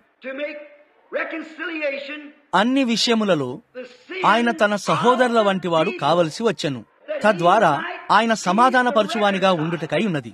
చూడండి, దేవుడికి మరియు మానవుడికి శత్రుత్వము ఉండి ఉన్నది. మరియు ఏ మనుష్యుడును వారు దూతలను అనగా ప్రవక్తలను పంపారు. వారు మీ స్థానమును తీసుకోలేకపోయారు. ఎందుకనగా వారు తమ కొరకు తామే ప్రార్థించుకోవలసి ఉన్నది. వారు ఆ స్థానమును తీసుకోలేకపోయారు. పిదప ఆయన ధర్మశాస్త్రమును పంపాడు. ధర్మశాస్త్రము మనలను చెరసాల్లో వేసే ఒక పోలీస్ అయి ఉన్నది. అది మనలను బయటకు తీసుకురాలేకపోయినది. ఆయన ధర్మశాస్త్రమును పంపాడు. ఆయన ప్రవక్తలను పంపాడు. ఆయన నీతిమంతులను పంపాడు. మరియు అదంతయు ప్రాయశ్చిత్తమును కలగజేయలేకపోయాను. అయితే ఆయనే దిగివచ్చి మరియు మనలో ఒకనిగా మారాడు. ఓ మై, సరిగ్గా ఇప్పుడు మనకు ఇంకా సమయం ఉంటే బాగుండునని నేను కోరుచున్నాను. నేను మిమ్మల్ని ఆ విమోచన చట్టం వద్దకు తీసుకువెళ్లగోరుచున్నాను. కానీ మనకు లేదు. అయితే కేవలం ఒక క్షణం చూద్దాం. ఆ అందమైన చిత్రము రూతు మరియు నయోమిలో ఉన్నది. మీరు అక్కడ చూసినట్లయితే ఆ సమాధానపరచుట, ఆ గృహ నిర్వాహకుడు పోగొట్టుకోబడిన మరియు పడిపోయిన స్వాస్థ్యమును విమోచించే ఆ మనుష్యుడు ఆ స్వాస్థ్యమును పోగొట్టుకున్న వ్యక్తికి రక్త సంబంధి అయి ఉండవలను. ఆ కారణము చేతనే బోయాజు రూతును పొందుకున్నట్లు నయోమికి ఒక రక్త సంబంధి అయి ఉండెను. మరియు పిదప అతడు అర్హుడై ఉండవలను. తప్పిపోయిన దానిని విమోచించుటకు, దానిని చేయుటకు అతడు సమర్థుడై ఉండవలను. మరియు బోయాజు గవిని వద్ద తన చెప్పును తన్నుట ద్వారా అతడు నయోమిని మరియు ఆమె స్వాస్థ్యమును విడిపించాడని ఒక బహిరంగ సాక్ష్యమును ఇచ్చాడు. మరియు అతడు రక్త సంబంధి అయి ఉండవలసి ఉన్నది. మరియు ఆ కారణము చేతనే క్రీస్తు అనగా దేవుడు మనకు రక్త సంబంధిగా మారవలసి వచ్చినది. మరియు ఆయన క్రిందకు దిగివచ్చి మరియు ఒక మానవుడిగా ఉన్నాడు. మరియు ఆయన శోధనను సహించాడు. మరియు ఆయన ఎగతాళి చేయబడ్డాడు, పరిహాసము చేయబడ్డాడు, మరియు హింసించబడ్డాడు, మరియు ఉపేక్షించబడ్డాడు, మరియు బయల్జెబుబు అని పిలువబడ్డాడు, మరియు అపహసించబడ్డాడు, మరియు శిలువ మరణముతో మరణించాడు. చూశారా, ఆయన మనకు రక్త సంబంధి అయి ఉండవలసి వచ్చినది. మీరు తప్పుగా ఆరోపించబడ్డారు గనక ఆయన తప్పుగా ఆరోపించబడవలసి వచ్చింది. మీరు వ్యాధిగ్రస్తులై ఉన్నారు గనక ఆయన వ్యాధిని భరించాల్సి వచ్చినది. అవి మీ పాపములు గనక ఆయన పాపములను భరించవలసి వచ్చినది. మరియు ఆయన రక్త సంబంధిగా మారవలసి వచ్చింది. ఆయన మనల్ని విమోచించగల ఒకే ఒక మార్గం ఏదనగా ఆయన మనకు రక్త సంబంధిగా ఉండుటయే. మరియు పాపపు శరీర రూపమును తీసుకొని మనలో ఒకనిగా మారుట వలన ఆయన రక్త సంబంధిగా మారాడు. మరియు దానిలో ఆయన వెల చెల్లించి మరియు తిరిగి మనలను తండ్రితో సహవాసములోనికి విమోచించాడు. ఓ, ఎటువంటి ఒక రక్షకుడు! మాటలు దానిని వ్యక్తపరచలేవు. తాను శోధించబడి శ్రమ పొందెను గనక శోధింపబడు వారికి సహాయము చేయగలవాడై ఉన్నాడు. ఆంగ్లములో సకర్ అనే మాటకు అర్థము దయ చూపించుట.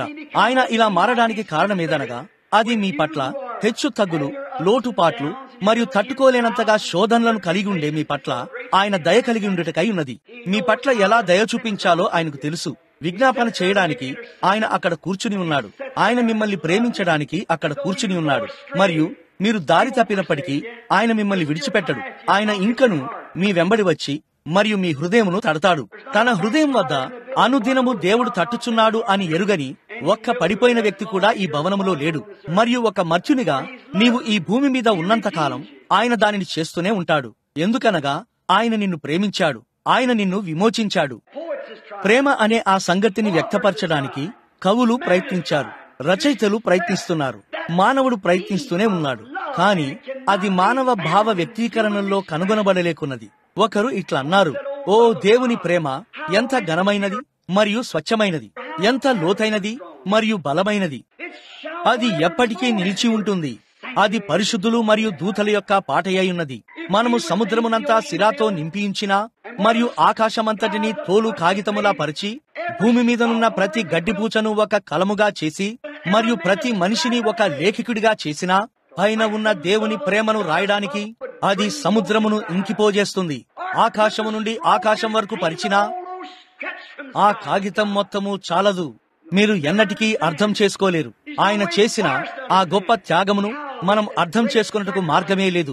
క్రిందకు దిగివచ్చి మరియు మనల్ని తిరిగి దేవునితో సమాధానపరిచాడు. పిదప ఆయన తిరిగి వెళ్లి మరియు ఇట్లు చెప్పాడు, ఇప్పుడు నేను మిమ్మల్ని ఆదరణ లేని వారిగా విడిచిపెట్టను. నేను మరలా వత్తును మరియు మీతోను మీలోను యుగ సమాప్తి వరకు ఉండేదను. మరియు ఈనాడు మనమిక్కడ ఉన్నాము. అదే యేసుతో, అవే కార్యములతో అంత్యకాలములో జీవిస్తున్నాము. అవే అద్భుతాలు, అవే సూచక క్రియలు, అదే రక్షణ, అదే ఆత్మ, అదే కార్యములను చేయుటను కలిగి ఉన్నాము. అదే సువార్త, అదే వాక్యము, అవే దృష్టాంతములను, అదే నెరవేర్పును ప్రతిదీ కలిగి ఉన్నాము. మనము ఈ గొప్ప రక్షణను నిర్లక్ష్యం చేయకుండా మంచిది. ఏలైనగా దేవుని కుమారునితో మనము ఏమి చేశామన్న విషయమై ఏదో ఒక దినమున మనము జవాబు చెప్పవలసి ఉంటుంది. పాపి, పడిపోయిన వ్యక్తి, ఈ రాత్రి ఆయన నీ చేతిలో ఉన్నాడు. నీవు ఆయనతో ఏమి చేయబోచున్నావు? నీవిట్లా అనవచ్చును, సరి, నేను దానిని వదిలివేస్తాను. కాని గుర్తించుకో, నీవు దానిని చేయకుము.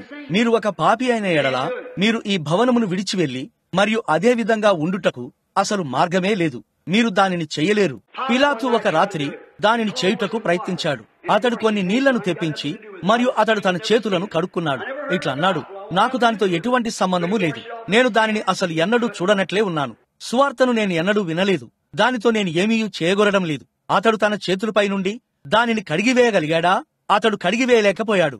ఆఖరికి పిలాతుకు ఏమి జరిగినదో మీకు తెలుసా? అతడు తన మతి కోల్పోయాడు. మరియు పోయిన సంవత్సరం మేము ఎక్కడైతే సువార్తను ప్రకటిస్తూ ఉన్నామో అట్టి స్విట్జర్లాండ్ లో ఇప్పుడు అక్కడ ఒక నీటి కొలను ఉన్నదని, ప్రతి సంవత్సరము శిలువ మరణ సమయములో దానిని చూడటానికి ప్రపంచమంతటి నుండి జనులు వస్తుంటారని చెప్పిన ఒక ప్రాచీన కథ కలదు. పిలాతు అతడు మరణమగునట్లుగా దూకేశాడు. ఈ నీటిలోనికి దూకి మరియు తనను తానుగా మునిగిపోవట ద్వారా ఆత్మహత్య చేసుకున్నాడు. మరియు దేవుడు ఆ నీటిని తృణీకరించాడని చూపించుటకు ప్రతి సంవత్సరం సరిగ్గా అదే దినమున నీలం రంగులో ఉన్న నీళ్లు మరుగుచు ఆ కొలను నుండి ఎగిసిపడుతుంటాయి. మీ చేతుల మీద నుండి గాని లేదా మీ అంతరాత్మలో నుండి గాని యేసు యొక్క రక్తమును నీరు ఎన్నడూ కడగనేరదు. దానిని చేయుటకు ఒకే ఒక్క మార్గమున్నది. అదేమిటనగా దానిని మీ వ్యక్తిగత క్షమాపణగా స్వీకరించి మరియు దేవునితో తిరిగి సమాధానపరచబడటమే. మనము ప్రార్థించుకుందాం. పరలోకపు తండ్రి, వాక్యము కొరకై ఈ రాత్రి మేము నీకు కృతజ్ఞతలు చెల్లిస్తున్నాము. ఏలైనగా వినుట వలన విశ్వాసము కలుగును మరియు వాక్యమును వినుట వలన ఉన్నది. యేసు కొరకై మేము నీకు కృతజ్ఞతలు చెల్లిస్తున్నాము. మరియు మేము నివసిస్తున్న ఈ గొప్ప దినమును, ఆ సూచనలు మరియు అద్భుతాలు జరగటాన్ని మేము చూస్తుండగా ఈ కార్యములను మేము ఏ విధంగా దాటిపోనిస్తున్నామో దేవా, మేము చివరి గడియల్లో ఉన్నామని వీరు చూసి మరియు గ్రహించున్నట్లు ఈ రాత్రి ఈ గుడారములో ఉన్న ప్రజల కన్నులను తెరువుము. కాలము గతించిపోచున్నది. మేము ఇక్కడ ఉండటానికి ఎంతో సమయమును కలిగిలేము మరియు మేము యేసును చూడవలసి ఉన్నాము. మరియు ఏ మినహాయింపు లేదు గనక మేము ద్రోహులుగా ఎంచబడతాము. ఈ ఉదయము ఆ మనుష్యుడు దేశములో ఆవలి నుండి ఇక్కడికి వచ్చుటను గూర్చి ఆ గొప్ప శక్తివంతమైన దర్శనమును నీవు ఇచ్చియున్నావు. మరియు ఒక్క సందేహపు ఛాయ అయినా లేకుండా అతడు ఆ చక్రాల కుర్చీ నుండి లేచి తన దృష్టిని పొందుకోవడాన్ని చూడటం, అతడు కాళ్ళలో బలం పొందుకొని భవనములో సంతోషిస్తూ మరియు దేవుని స్తుతించుచూ క్రిందకు వెళ్లడాన్ని చూడటం, దేవుడు ఇంకను ఈ రాళ్ల వలన అబ్రహామునకు పిల్లలను పుట్టించగల సమర్థుడని అది చూపించుచున్నది. ఈ దర్శనాలను చూడటం యేసు చెప్పినట్లున్నది, తండ్రి నాకు చూపించే వరకు నేనేదియూ చేయలేను, నేను ఏదియూ చేయలేను. గుడ్డివారు ఆయనను వెంబడించి మరియు మా మీద కనికరము చూపుము అని అన్నారు. ఆయన వారి కన్నులను తాకి మరియు ఇట్లా అన్నాడు, మీ విశ్వాసము చొప్పున మీకు కలుగునుగాక. ఇప్పుడు ప్రభువా, మేము యేసును చూస్తున్నాము. మేము సమస్త విషయాలను చూడటం లేదు. మేమింకను మాలోని పరిశుద్ధులను సమాధి వద్దకు తీసుకుని వెళ్లి మరియు ఒకరి సమాధి మీదుగా మరొకరు నడుచుకుంటూ వెళ్ళుటను చూస్తున్నాము. కాని మేము వాగ్దానము చేసినట్టు యేసు వైపు చూస్తున్నాము. ఆయన మాతో ఉండటాన్ని మేము చూస్తున్నాము. సమాధిలో ఉండిన యేసును కాదు, 2000 సంవత్సరాల క్రితం ఉండిన యేసును కాదు గాని ఈ రాత్రి మాతో ఉన్న యేసును చూస్తున్నాము. ఆయన యొక్క శక్తి అంతటిలో మరియు సూచనలలో మరియు అద్భుతాలలో ఆయన ప్రత్యక్షపరచబడుటను మేము చూస్తున్నాము. దేవా, ఈ గొప్ప రక్షణను మేము ఎన్నడూ నిర్లక్ష్యము చేయకుందుముగాక. అయితే మేము దానిని హత్తుకొని మరియు దానిని అంగీకరించి మరియు గౌరవప్రదంగా ఉండి మరియు మమ్మల్ని గృహమునకు తీసుకుని వెళ్ళుటకు యేసు వచ్చేంత వరకు దాని వలన జీవించదముగాక. ప్రభువా, దానిని అనుగ్రహించుము. యేసు నామములో మేము దానిని అడుగుచున్నాము. మరియు మనము మన తలలు వంచి ఉండగా ఈ రాత్రి భవనములో పరిశుద్ధాత్మ యొక్క దైవికమైన సన్నిధిలో ఎవరైనా ఒకరు ఇట్లు చెప్తారేమోనని నేను ఆలోచిస్తున్నాను. సహోదరుడా బ్రెన్హామ్, నేను తప్పై ఉన్నానని నేను ఒప్పించబడ్డాను. దేవుడు నా పాపములను నాకు బయలుపరిచాడు మరియు నేను తప్పై ఉన్నానని నేను ఎరిగి ఉన్నాను. నేను ఆయన తట్టు నా చేతులు ఎత్తి మరియు కనికరము కొరకు అడుగుతాను. దేవా, నాపై కనికరము చూపుము. నేను తప్పై ఉన్నాను. మీరు దానిని చేస్తారా? మనము ఒక నిమిషము వేచి ఉండగా అట్లు చేయగోరిన ఎవరైనా ఉన్న ఎడల కేవలం ఒక్క క్షణములో ఒక బాప్తిస్మము కార్యక్రమం జరగబోచున్నది. మరియు మీరొక పాపి అయిన ఎడల పశ్చాత్తాప పడవలనని నేను కోరుతాను. మరణించిన ఆయన యొక్క అంతటి పోల్చలేని ప్రేమను మీరెలా తృణీకరించగలరు? పరిశుద్ధమైన పరలోకపు దేవుడు పాపపు మానవునిగా మారాడు. ఆయన పాపము చేశాడని కాదు గాని ఆయన మీ పాపములను తీసుకుని మరియు వాటిని అక్కడ కల్వరి యొద్దకు మోసుకొని వెళ్లినందుకై ఉన్నది. మరియు మీరు ఆ క్షమాపణను అంగీకరించరా? ఈ రాత్రి మీరు అట్లు చేయరా? మనము మన తలలు వంచి ఉండగా ఎవరైనా ఇట్లు చెప్పండి, సహోదర బ్రెన్హామ్, నన్ను జ్ఞాపకం చేసుకొనుము. నేను క్రీస్తు వైపుకు నా చేతులను ఎత్తి మరియు ఇట్లు అడుగుచున్నాను. నాకు కనికరము చూపుము. నేను తప్పై ఉన్నాను మరియు నేను దేవునితో సమాధానపరచబడాలని కోరుచున్నాను. మీరు మీ చెయ్యిని ఎత్తుతారా? మంచిది. అటువంటప్పుడు అందరూ క్రైస్తవులైన ఎడల మనము ప్రార్థించుకుందాం. తండ్రి, ఈ రాత్రి ఇక్కడున్న ప్రతి ఒక్కరూ క్రైస్తవులైనందుకు మేము నీకు కృతజ్ఞతలు చెల్లిస్తున్నాము. మౌనముగా ఉండుట ద్వారా వారు దానినే సాక్ష్యమిచ్చారు. వారి పాపములన్నీయు రక్తం క్రింద ఉన్నవని వారు సాక్ష్యమిచ్చారు. మరియు దాని కొరకై నేను ఎంతో కృతజ్ఞుడనై ఉన్నాను. ప్రభువా, వారిని ఆశీర్వదించుము. ఓ, రక్తము అర్పించుట ద్వారా, వాక్యము వినుట ద్వారా వారు తిరిగి సమాధానపరచబడ్డారని నేను సంతోషిస్తున్నాను. వాక్యముతో ఉదక స్నానం, అది మమ్మల్ని పరిశుద్ధపరుచుతుంది. ఎక్కడైతే తన యొక్క నీచమైన అంధకారముతోనున్న ఒక పాపి పావురమంత తెల్లగా చేయబడునో అటువంటి గొప్ప స్థలమునకు అది మమ్మల్ని తీసుకొని వస్తుంది. పాపము యొక్క ఎర్రని మరకలు కడిగివేయబడి మరియు మేము క్రీస్తులో నూతన సృష్టి అయి ఉన్నాము. దీని కొరకై మేము నీకు ఎంతగానో కృతజ్ఞతలు చెల్లిస్తున్నాము. ఇప్పుడు బాప్తిస్మపు కార్యక్రమము ప్రారంభమవుతుంది. ఈ రాత్రి ఈ యవనస్తురాలు తన ప్రభువు నామములో బాప్తిస్మము పొందుకొనబోచున్నదని నేను గ్రహిస్తున్నాను. ఓ పరలోకపు తండ్రి, ఈ యవన స్త్రీని నీవు ఆశీర్వదించవలనని మేము ప్రార్థించుచున్నాము. నా మనస్సు కేవలం కొద్ది రోజుల క్రితమునకు ఎలా వెళ్లుచున్నదో, హెన్రీవిల్ కు వచ్చినప్పుడు ప్రియమైన ఆ చిన్న అమ్మాయి అక్కడ వీధిలో నడుస్తుండటాన్ని చూశాను. మరి ఈ రాత్రి ఆమె ఒక తల్లి అయి ఉన్నది, ఒక గౌరవనీయమైన స్త్రీగా ఉన్నది. తన యొక్క వ్యక్తిగత రక్షకునిగా ఆమె నిన్ను అంగీకరించినది. ప్రభువా, జీవితం ఆమెకు కఠినముగా ఉండినది. ఓ దేవా, అయితే పరలోకము ఆమెకు నిశ్చయము. మరియు అందుకై మేము నీకు కృతజ్ఞతలు చెల్లించుచున్నాము. దేవా, నీవు ఇప్పుడు ఈ యవన స్త్రీని ఆశీర్వదించాలని మేము ప్రార్థిస్తున్నాము. నీటితో బాప్తిస్మం పొందుటకు ఆమె వస్తుండగా దేవుని యొక్క పరిశుద్ధాత్మతో నీవు ఆమెను నింపుదువుగాక. ప్రభువా, దానిని అనుగ్రహించుము. ఆమె యొక్క అంతరాత్మ పరలోకపు ఎత్తునకు ఉత్సాహపరచబడునుగాక. నీ మహిమ కొరకై దానిని అనుగ్రహించుము. యేసు నామములో మేము దానిని అడుగుచున్నాము. ఆమేన్.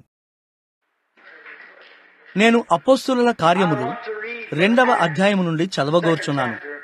పెంతెకొస్తు దినమున పేతురు మాట్లాడుచున్నాడు. అది క్రైస్తవ సంఘములో ఇవ్వబడిన మొట్టమొదటి బాప్తిస్మమై ఉన్నది. దేవుని కుమారుడిని గుర్తుపట్టనందుకు పేతురు పరిసయ్యులను మరియు గుడ్డి ప్రజలను గద్దిస్తున్నాడు. ఏ విధంగా దేవుడు ఆయనను లేపి మరియు గొప్ప సూచనలలో మరియు అద్భుతాలలో ఆయన యొక్క క్రియలను ఏ విధంగా రుజువు చేశాడన్న దాని గురించి మాట్లాడుచున్నాడు. దీనిని వినండి. అతడు మాట్లాడుచుండగా అతడు యేసును హెచ్చించుచున్నాడు. ప్రతి క్రైస్తవుని ఆత్మ క్రీస్తుని హెచ్చిస్తుంది. కేవలం మీ యొక్క పెదవులతో మాత్రమే కాదు గాని మీ జీవితముల ద్వారా అయి ఉన్నది. మీ పెదవులు ఒక దానిని పలికి మరియు మీ జీవితము మరొకటి చేయవచ్చును. మీరలా చేసిన ఎడల అదేమిటో మీకు తెలుసా? అది వేషధారణ అయి ఉన్నది. మరియు నేనైతే పరలోకమును ఒక వేషధారిగా ఎదుర్కోవడం కంటే ఒక నాస్తికునిగా ఎదుర్కొనగోరతాను. అది ఏమైనప్పటికీ పరలోకములో ఒక వేషధారిగా ఉండుట కంటే ఒక అవిశ్వాసిగానే ఉండగోరతానని నేను నమ్ముచున్నాను. నేను నిశ్చయంగా మీరు యేసు కొరకు సాక్ష్యమిచ్చి మరియు ఆయనే రక్షకుడు అని చెప్పిన ఎడల మీరు ఆ విధంగా జీవించండి. ఎందుకనగా ప్రజలు మీ వద్ద నుండి దానిని ఆశిస్తారు. అది నిజము. ఒక క్రైస్తవుడు జీవించవలసిన విధంగా మీరు జీవించండి. ఈ ఉదయం మనం దానిని చూశాము. ఇప్పుడు ప్రభు చిత్తమైతే రేపు రాత్రి లేదా బుధవారం రాత్రి మనము ఈ 3వ అధ్యాయమును తీసుకుంటాము. మరది అద్భుతమైన అధ్యాయమై ఉన్నది. మరియు ఇప్పుడు బుధవారం రాత్రి రావడానికి తప్పకుండా ప్రయత్నించండి. ఈ ఆదివారపు బడి బోధనలో ఈ గ్రంథమును ఎంతమంది ఆనందిస్తున్నారు? ఓ, మీకు ధన్యవాదములు. అది బాగున్నది. ఇప్పుడు నేను అపోస్తల కార్యములు 2వ అధ్యాయము 32వ వచనం వద్ద మొదలుపెట్టి చదవగోర్చున్నాను. ఈ యేసును దేవుడు లేపెను, దీనికి మేమందరము సాక్షులము. వారు దానిని ఎరిగి ఉన్నారు. కాగా ఆయన దేవుని కుడిపార్శ్వమునకు హెచ్చింపబడి పరిశుద్ధాత్మను గూర్చిన వాగ్దానమును తండ్రి వలన పొంది మీరు చూచుచూ వినుచున్న దీనిని కుమ్మరించి ఉన్నాడు. ఇప్పుడు అతడు దూతలలో ఒకడైన దావీదు గురించి మాట్లాడటాన్ని వినండి. దావీదు పరలోకమునకు ఎక్కిపోలేదు. అయితే అతడిట్లనెను, నేను నీ శత్రువులను నీ పాదముల క్రింద పాదపీఠముగా ఉంచు వరకు నీవు నా కుడిపార్శ్వమున కూర్చుండమని ప్రభువు నా ప్రభువుతో చెప్పెను. దావీదు పైకి వెళ్ళలేకపోయాడు. అతడు పెయ్యలు, మేకలు మరియు గొర్రెల రక్తం క్రింద ఉన్నాడు. అయితే ఇప్పుడు అతడు లేవగలిగాడు. అతడు ప్రభు అయిన యేసు యొక్క రక్తం క్రింద ఉన్నాడు. ఎందుకనగా ఆ రక్తము అమలులోనికి వచ్చినప్పుడు మాత్రమే వారు దానికి జవాబునివ్వగలరు. క్రీస్తు యొక్క రక్తము అమలులోనికి వచ్చినప్పుడు మంచి స్థితిలో మరణించిన వారందరూ లేచారు. అది వాస్తవం. మరియు మహిమలోనికి ఆరోహణం అయ్యారు. ఇప్పుడు వినండి. కావున ఇశ్రాయేలు వంశమంతయు రూఢిగా తెలుసుకోవలసినది ఏమిటనగా, దీనిని వినండి, మీరు సిలువ వేసిన ఈ యేసునే దేవుడు ప్రభువుగాను క్రీస్తుగాను నియమించెను. దాని విషయం ఏమిటి? త్రిత్వములో ఆయన ఒక మూడవ వ్యక్తియా, లేదా ఆయనే పూర్తి త్రిత్వమై ఉన్నాడా? దైవత్వము యొక్క సర్వ సంపూర్ణత శరీరమందు ఆయనే అయి ఉన్నాడు. తండ్రి అయిన దేవుడు, కుమారుడైన దేవుడు మరియు పరిశుద్ధాత్ముడైన దేవుడు అన్నటువంటి ముగ్గురు దేవుళ్ళు అనేదేదియూ లేదు. అది అసలు లేఖనములో ఎక్కడా లేనే లేదు. అది ఎక్కడా లేదు, ఎక్కడా కూడా. తండ్రి, కుమార, పరిశుద్ధాత్మ నామములో బాప్తిస్మం ఇవ్వమని మనకు ఆజ్ఞాపించబడలేదు. లేఖనములలో ఎక్కడా ఆజ్ఞాపించబడలేదు. అది ఒక క్యాథలిక్ ఆచారమై ఉన్నది. మరియు అది ప్రొటెస్టెంట్ సంఘమునకు కాదు. ఏ వ్యక్తికైనా గాని యేసుక్రీస్తు నామములో కాక వేరే ఏ విధంగానైనా బాప్తిస్మం ఇవ్వబడినట్లున్న ఒక్క లేఖనమును చూపించమని నేను ఎవరినైనా సరే అడుగుతాను. వచ్చి నాకు దానిని చూపించండి. మరియు నేను నా వీపు మీద ఒక వేషధారి, ఒక అబద్ధ ప్రవక్త, ఒక అబద్ధ బోధకుడు అని ఒక గుర్తు పెట్టుకుని వీధుల గుండా వెళ్తాను. అటువంటి ఒక విషయమే లేదు. ఎవరునూ ఎన్నడూ ఆ విధంగా బాప్తిస్మం పొందలేదు. అది ఒక క్యాథలిక్ ఆచారమే గాని ప్రొటెస్టెంట్ సిద్ధాంతము కాదు. మత్తయి 28:19 మీరిట్లంటారు, యేసు ఇట్లు చెప్పాడు, కాబట్టి మీరు సర్వలోకమునకు వెళ్లి సమస్త జనులకు బోధించుడి, తండ్రి యొక్కయు కుమారుని యొక్కయు పరిశుద్ధాత్మ యొక్కయు నామములోనికి వారికి బాప్తిస్మమీయుడి. అది సరియే. అయితే తండ్రి, కుమార, పరిశుద్ధాత్మ నామములో కాదు, తండ్రి యొక్క నామము. తండ్రి యొక్క నామములు కాదు, నామము. తండ్రి అనేది ఒక పేరు కాదు. అది ఎంతమందికి తెలుసు? ఇక్కడ ఎంతమంది తండ్రులు ఉన్నారు? మీ చేతులను పైకెత్తండి. ఇక్కడ ఎంతమంది కుమారులున్నారు? మీ చేతులను పైకెత్తండి. ఇక్కడ ఎంతమంది మానవులున్నారు? మీ చేతులను పైకెత్తండి. మంచిది. ఇప్పుడు మీ పేరు ఏమిటి? తండ్రి, కుమారుడు లేదా మానవుడు కాదు. ఒకసారి ఒక స్త్రీ నాతో ఇట్లన్నది. ఆమె ఒక మొండి త్రిత్వవాది. ఆమె ఇట్లన్నది, కానీ సహోదర బ్రెన్హామ్, పరిశుద్ధాత్మ అనేది ఒక పేరు అయి ఉన్నది. నేనిట్లన్నాను, పరిశుద్ధాత్మ అనేది పేరు కాదు.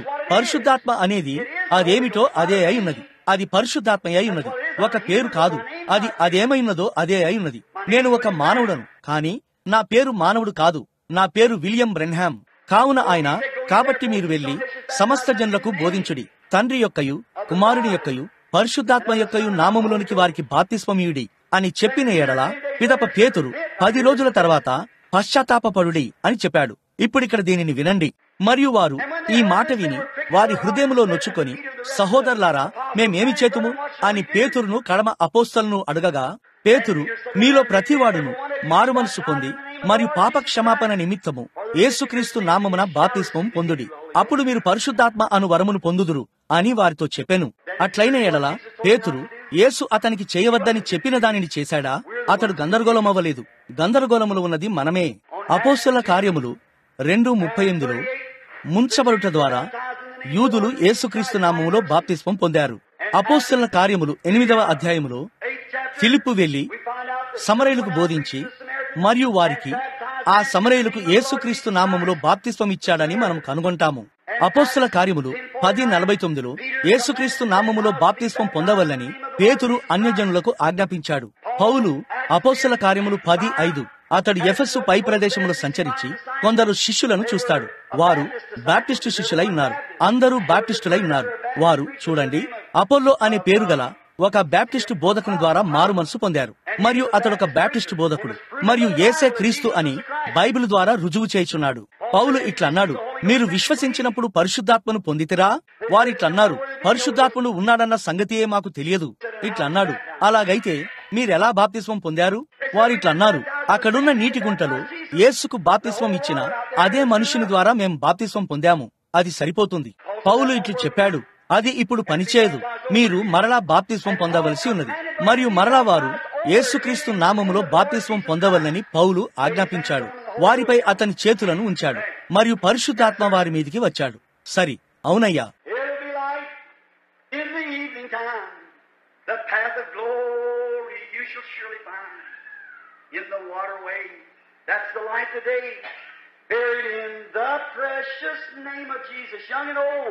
Repent of all your sins. The Holy Ghost will surely enter in. The evening light has come. It is the fact that God and Christ are one. What the Bible says. Bible గ్రంథం చెప్పినది అదే అయి ఉన్నది. అది నిజము. ఇదే గడి అయి ఉన్నది. ఇది మనము పశ్చాత్తాపపడవలసిన సమయమై ఉన్నది. చెప్పండి, నీటి తొట్టిలో మీరు సిద్ధమయ్యాక కేకవేయండి. మరియు మీరు సిద్ధంగా ఉన్నారా? మంచిది, తెరలు తీయడానికి సిద్ధం. ఇప్పుడు ఆ సహోదరుడు బాప్తిస్మపు సేవ చేయుచుండగా ప్రభు ఇప్పుడు మిమ్మల్ని దీవించునుగాక. ఇక్కడ మీరంతా చూడగలుగుచున్నారా?